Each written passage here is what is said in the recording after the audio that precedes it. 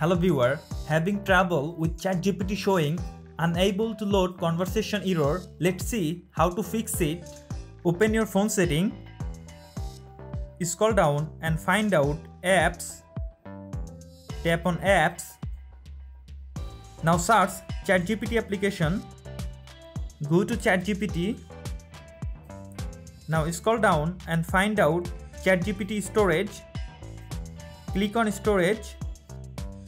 Now clear cache data from the right lower corner.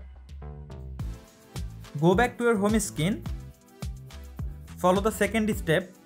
Open Google Play Store. Now search ChatGPT. Tap on ChatGPT and update your ChatGPT application. After complete the update process, go to your home screen. Again open phone setting.